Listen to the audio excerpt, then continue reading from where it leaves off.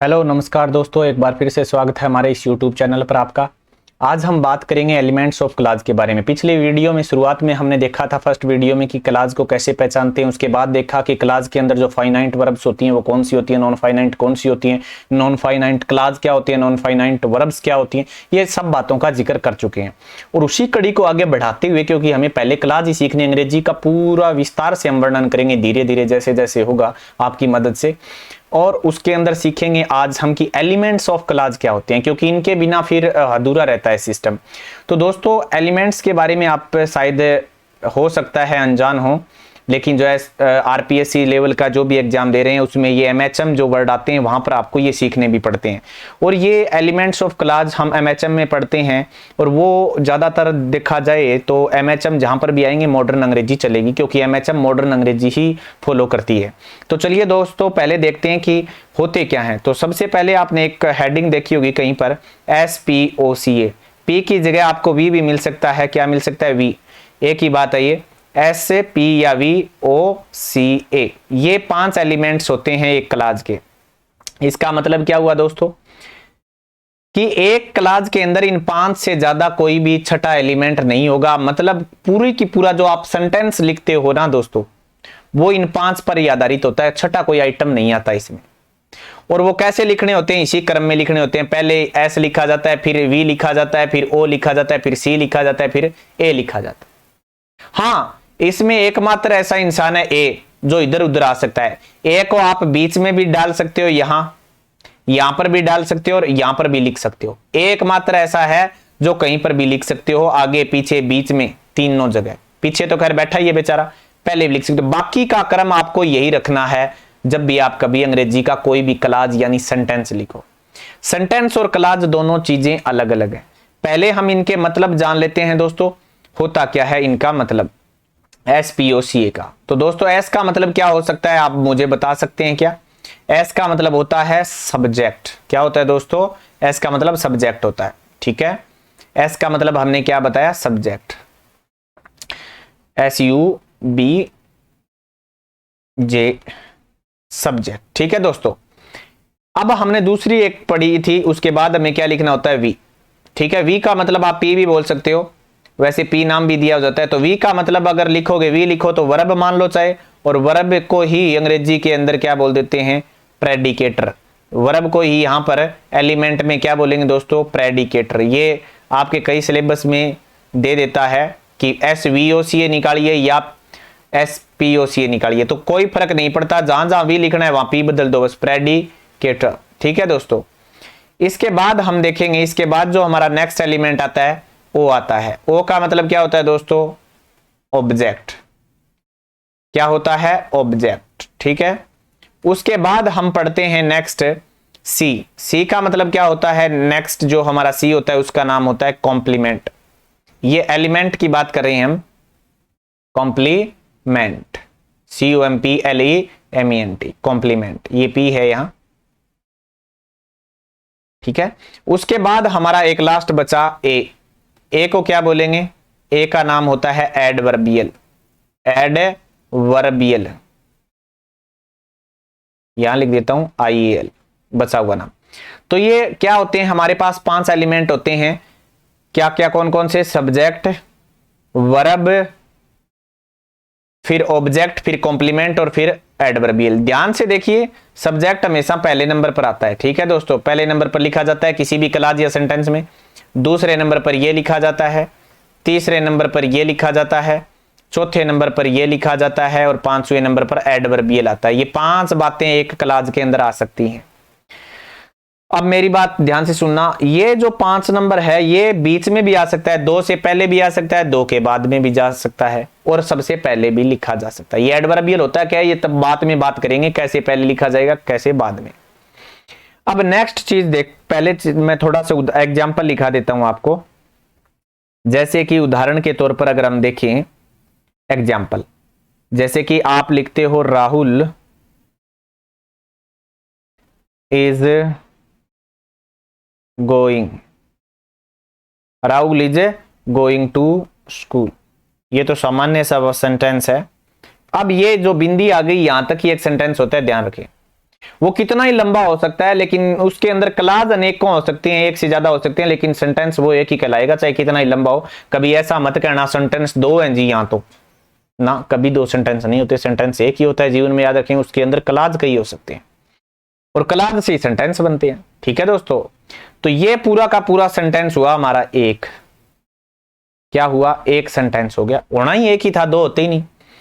लेकिन क्लाज कितने, क्लाज एक ही है इसमें। कैसे मुझे पता चला, मैं पिछली वीडियो देख के आया हूं तो मुझे पता चल गया, वरना नहीं पता चलेगा।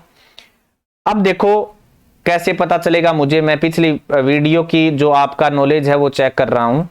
अगर आपने देखी है तो ये है, मैंने क्या कहा था, टेंस बताने वाली जो भी वर्ब होती हैं वो क्या होती हैं, फाइनाइट वर्ब होती हैं। ये टेंस बता रही है मुझे प्रेजेंट का, ये फाइनाइट वर्ब हो गई।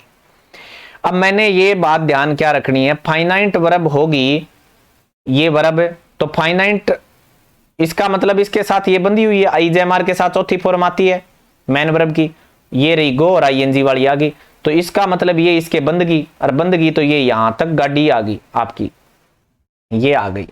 तो ये इतनी कितनी टोटल दोनों जो वर्ब मिलके क्या बनाती हैं, वर्ब फ्रेज। इनको नाम दे दोगे आप, फाइनाइट वर्ब तो यही है लेकिन वर्ब फ्रेज भी दे दोगे। ये इसे पार्टिसिपल कहते हैं वैसे तो, ये नॉन फाइनाइट है, ये फाइनाइट है, ध्यान रख लेना। बाकी ये बाद में बात करेंगे, पूरे गहनता से अध्ययन करेंगे तब। क्यों, क्योंकि पार्टिसिपल जितने भी होते हैं वो सारे के सारे क्या होते हैं, नॉन फाइनाइट। ये टेंस यही बता रही है तो यही फाइनाइट है इतनी। ये पूरी वर्ब फ्रेज क्या है, वर्ब फ्रेज जो पूरी विपी है इसी को हम वर्ब फ्रेज कहते हैं। और ये कौन सी है, 2 नंबर पर बैठी है, देखो।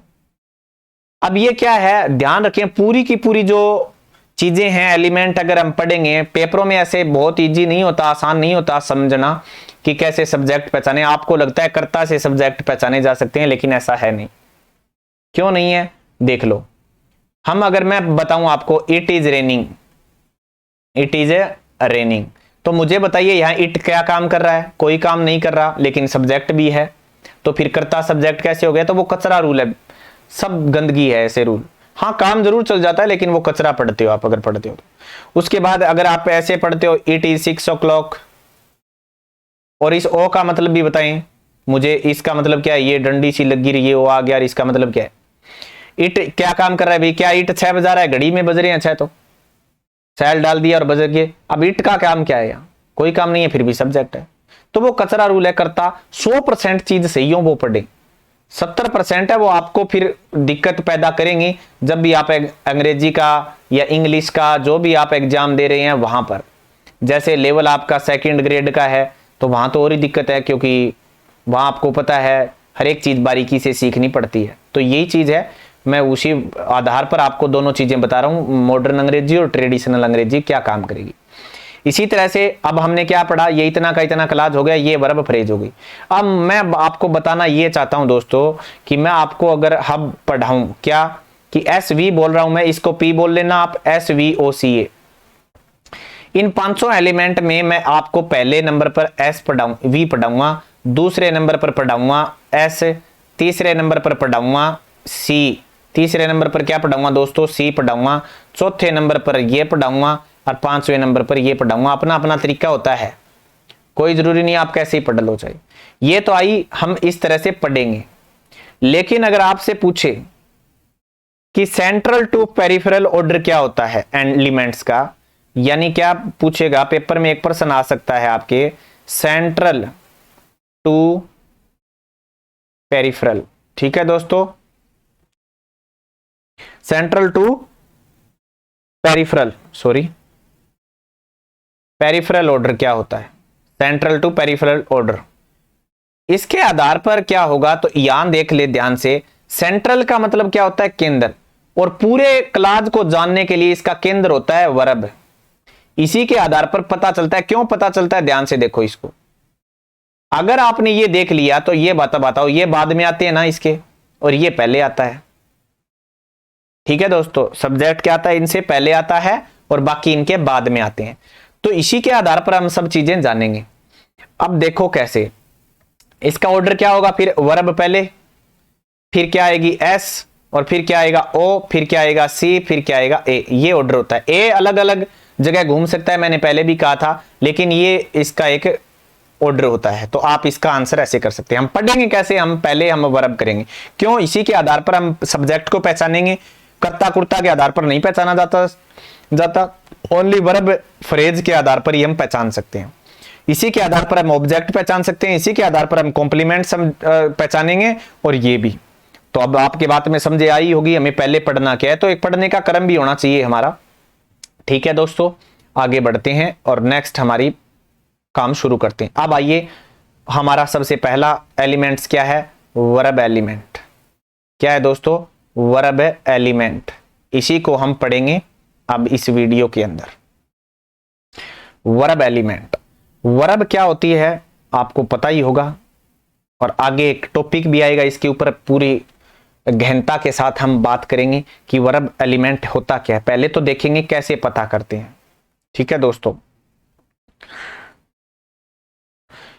तो ध्यान रखें, मैंने पिछली वीडियो में बताया था कि वर्ब फ्रेज, यानी मैं वर्ब फ्रेज को क्या नाम दे रहा हूं, वीपी शॉर्ट फॉर्म में याद बता रहा हूं। ठीक है, वीपी से पता करेंगे, वीपी से पता करेंगे वर्ब एलिमेंट का, वीपी से पता करेंगे। पहली बात तो ये ध्यान रखें।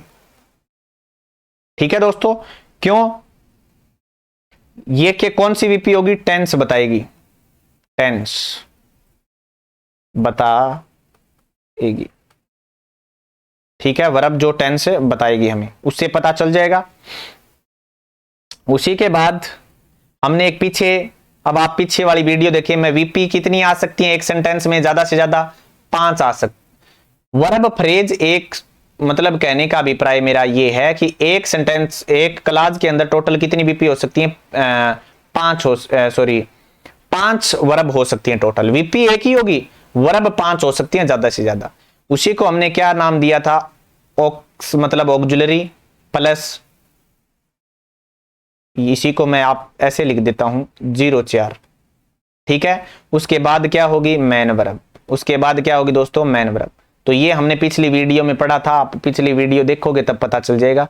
ये हमारे सिस्टम थे कि एक के अंदर कितनी हो सकती हैं, 0 से 4 हो सकती हैं, और उसी के आधार पर हमने काम किया था। कैसे होंगे, जैसे कोई वाक्य लिखता हूं मैं, आई प्ले, सॉरी ऐसे लगा दिया, नहीं लगेगा, आई प्ले फुटबॉल, मैंने ये वाक्य लिखा। इसी तरह से एक और लिख देता हूं, I have been playing, I have been playing. आगे आप कुछ लिख दो, मैं कब से खेल रहा हूं, कब नहीं खेल रहा हूं, ये बातें। मेरा उद्देश्य यहां तक ही बताने का है, मेरा उद्देश्य ये आई हुई का है नहीं, मेरा साफ मतलब क्या है, प्ले का बताने का। अब प्ले क्या है, ध्यान से देखो, प्ले एक टेंस बताने वाली वर्ब है। अगर वो टेंस बताएगी तो वो फाइनाइट वर्ब होगी। वो क्या होगी दोस्तों, फाइनाइट वर्ब। टेंस बताएगी तो फाइनाइट वर्ब होगी। अगर ये फाइनाइट है तो ये एक ही वर्ब है ना, ये एक ही मेन वर्ब है, इसी को कहते हैं मेन वर्ब। इसी को क्या कहते हैं, मेन वर्ब कहते हैं। अब अगर ये टेंस बता रही है तो इसका मतलब ये एक वर्ब है, और वर्ब है तो वर्ब फ्रेज बोल दो इसको, क्योंकि एक शब्द की वर्ब फ्रेज बनती है। ये मॉडर्न अंग्रेजी कहती है, पुरानी अंग्रेजी नहीं कहती, ट्रेडिशनल नहीं कहती। एमएचएम आएंगे तो नई अंग्रेजी के अनुसार आएंगे, इसलिए यही मानो एक वर्ब फ्रेज हो गई। अब वर्ब फ्रेज है तो हमें पता चल गया कि ये वर्ब एलिमेंट हो गया, और इसी को आप क्या नाम दे सकते हो, इसी को नाम पी कह सकते हो आप। इसी को क्या नाम है, प्रेडिकेटर भी है ये। अब इसी को पी बोलोगे तो प्रेडिकेटर, वरना वर्ब। क्लियर हो गया। इसी तरह से टेंस कौन सी बता रही है, ये बता रही है, तो ये क्या हो गया, प्रेडिकेटर हो गई। ये प्रेडिकेटर हो गई, और यही क्या हो गई, वर्ब हो गई। और वर्ब, अब ये वर्ब तो है ही है, टेंस बताने वाली है, तो ये तो ओनली फाइनाइट वर्ब तो है ही, इतनी ये रही फाइनाइट वर्ब। ठीक है दोस्तों, लेकिन वर्ब फ्रेज ये पूरी की पूरी है, इतनी क्यों है, कारण एक दूसरे से बंधी हुई है। देख लो कैसे बंधी हुई है, ये भी ऑक्सिलरी वर्ब है, ये भी ऑक्सिलरी है, ये भी ऑक्सिलरी है। कैसे पता चला, एव के साथ थर्ड फॉर्म आती है, देख लो थर्ड फॉर्म रही, इसके साथ चौथी फॉर्म, बी की चौथी फॉर्म, बी आएगा तो ये कह रही है मेरी तो चौथी फॉर्म लेके आओ, चौथी फॉर्म आती है ना, तो बी की चौथी फॉर्म ये रही। और वैसे भी कंटिन्यू में आई है, बीन प्लेइंग सिंस मॉर्निंग ऐसा लिख दिया मैंने, मान लो सिंस 9 o'clock लिख दिया, मैं खेल रहा हूं 9 बजे से। तो मुझे ये बताइए ये क्या है, प्लेइंग आती है ना कंटिन्यू में प्लेइंग आती है, तो ये चौथी फॉर्म हो गई, और चौथी हो गई तो ये एक दूसरे के साथ बंधी हुई है दोस्तों। इसीलिए ये पूरी की पूरी कितनी, यहां से लेकर ये जो है हैव से लेकर यहां तक, ये पूरी की पूरी क्या है, एक वर्ब फ्रेज है। ये क्या है दोस्तों, पूरी की पूरी वर्ब फ्रेज है। ये बात ध्यान रखें, इसी को वर्ब फ्रेज कहते हैं। तो वर्ब एलिमेंट पता करना धीरे धीरे आ जाएगा। एक बार तो हमने शुरुआत की है थोड़ी सी, धीरे धीरे आपको समझ में आने लग जाएगा। और बता देता हूं एक बार, कंफ्यूज न हो आप, ताकि अब देखिए नेक्स्ट और उदाहरण देख लीजिए। She was reading, she was reading, वह पढ़ रही है, ए बुक, एक किताब। अब आपको वर्ब एलिमेंट पहले पता चल जाएगा, टेंस बताने वाली। टेंस बताएगी तो वो फाइनाइट होगी, ठीक है, टेंस बताएगी तो वो क्या होगी, फाइनाइट वर्ब। अब ये टेंस बता रही है तो ये फाइनाइट वर्ब हो गई। लेकिन क्लाज कितना है, सॉरी वर्ब फ्रेज कितनी है, ये पूरी की पूरी है। कैसे पता चला, तो आपको इतने तो बच्चे नहीं हो, क्योंकि वाज के साथ चौथी फॉर्म आती है इसके साथ, इसके कारण ये आई हुई है, वाज के कारण ही तो रीडिंग आई हुई है ना। तो ये पूरी की पूरी क्या कहलाएगी, वर्ब फ्रेज कहलाएगी। बस पता चल गया होगा आपको। इसी तरह से और देख लो, एक आधा उदाहरण और देख लो। कहीं मैं आपको, आप सोचोगे हमें गुमराह हो रहे हैं या हम गुमराह कर रहे हैं।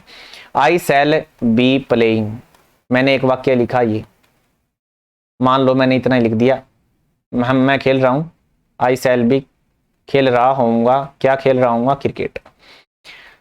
सेल टेंस बताने वाली वर्ब है कि नहीं है, बताइए। पहले तो आपको ये निकालनी है, टेंस बताने वाली है तो ये फाइनाइट है। अब ये देखिए, इसके मजबूरी में जहां जहां तक वर्ब आई है ना, वो वर्ब फ्रेज होगा। ये तो वर्ब हो गई। पी लिखते समय आपको ये ध्यान रखना है, सेल के साथ चौथी फॉर्म बी है तो ये बंधी हुई है। कैसे पता चला, ये देखो चौथी फॉर्म आ गई। कंटिन्यू में हमेशा सेल बी प्लेइंग ही आता है, या चौथी फॉर्म आती है आईएनजी वाली। तो ये देखो, ये इसके कारण क्यों सेल आया तो कंटिन्यू में बी आएगा, बी आया तो ये कहेगी मैं चौथी फॉर्म आऊंगी, और आया है तो इसीलिए क्या हो गया, ये पूरा का पूरा सेल बी प्लेइंग हमारा वर्ब फ्रेज हो गया। तो वर्ब फ्रेज एलिमेंट आपको निकालने आगे होंगे, उम्मीद करता हूं मैं आपको। अब आगे ध्यान से देखें कि वर्ब होती कितने प्रकार की हैं, वो बातें हम इसमें जानेंगे। वर्ब फ्रेज कितने प्रकार की होती हैं दोस्तों, इन बातों को आपको थोड़ा सा ध्यान से देखना है, क्योंकि ये बहुत ही इंपॉर्टेंट और क्रुशियल होने वाली हैं। चलिए देखते हैं दोस्तों। वर्ब फॉर्म, वर्ब फॉर्म, हमने पिछली वीडियो में शुरुआत में बातें की थी कि वर्ब की फॉर्म होती कितनी है, वो हमें ध्यान से देखनी है। टोटल कितनी वर्ब की फॉर्म होती हैं आपको पता होनी चाहिए। टोटल हमने पिछली वीडियो में देखी थी 5 फॉर्म होती हैं, वो भी हम इसमें बात करेंगे। अब ध्यान देखें, इसके अंदर टोटल कितनी होती हैं। There are 2 major forms of verb. दोस्तों ये ऑफ नहीं होता, ध्यान रख लेना, ठीक है। ये अब कह सकते हो, दूसरा आओ बोल सकते हो, इसको क्या बोल सकते हो, आओ, आओ जी आओ, ठीक है। तो आप आओ बोल लें तो भी अच्छा ही है, ठीक है दोस्तों। तो अब ध्यान से देखें, there are 2 forms, there are 2 major forms of verb. देखिए वर्ब की 2 ही फॉर्म्स होती हैं, मैंने पिछली बात भी की थी। यही कारण है कि टेंस ओनली 2 ही होते हैं, प्रेजेंट और पास्ट। क्या बोला था, 2 ही तरह की वर्ब होती हैं, प्रेजेंट और पास्ट। फ्यूचर की कोई वर्ब नहीं होती है। सेलविल पढ़ते हो ना, तो वो मॉडल है, और मॉडल हमेशा क्या होते हैं, सेलविल ही मान लो प्रेजेंट की फॉर्म है, पास्ट की तो वो भी नहीं है ना, फ्यूचर की वो भी नहीं है। सेल का शुड पास्ट, विल का वुड पास्ट आप पढ़ते हैं ना, तो वो भी प्रेजेंट और पास्ट की फॉर्म है, फ्यूचर की वो भी नहीं है। हाँ, अर्थ के आधार पर, गएगा के आधार पर हम फ्यूचर का नाम देते हैं। अब यहां ये क्या है, there are 2 major forms of verb. यहां पर हम क्या नाम लेंगे, 2 मेजर फॉर्म होती हैं। पहली का नाम क्या होता है दोस्तों, लेक्सिकल वर्ब। पहली का क्या नाम होता है, लेक्सिकल। एक तो होती है ये कौन सी होती हैं, दूसरी और भी पढ़ेंगे। द वर्ब विच, यानी the verb which have full range of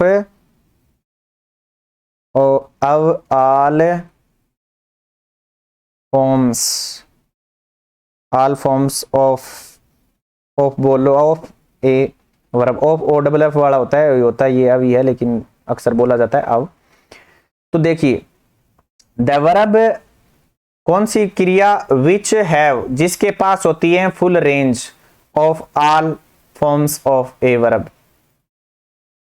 तो ये फुल रेंज क्या होती है यहाँ, full range of all forms. All forms का मतलब हो गया यहां आप ऐसे मान लीजिए 5 फॉर्म्स, 5 होती हैं वर्ब्स, टोटल 5 फॉर्म्स होती हैं। कौन कौन सी होती हैं, पहले मैंने पिछली वीडियो में भी बताई थी। पहली गो, एक होती है प्रेजेंट की तो हो गई गोज, गो और गोज हो गई प्रेजेंट की। पास्ट की हो गई वेंट, फ्यूचर की हो गई सॉरी आगे हो गई थर्ड फॉर्म हो गई गोन, और फोर्थ होगी गोइंग। तो ये 5वीं कौन सी आ गई भाई। तो देखो जिस भी वर्ब के 5 फॉर्म बन सकती है ना दोस्तों, वो कहलाती हैं लेक्सिकल। क्लियर हो गई मेरी बात।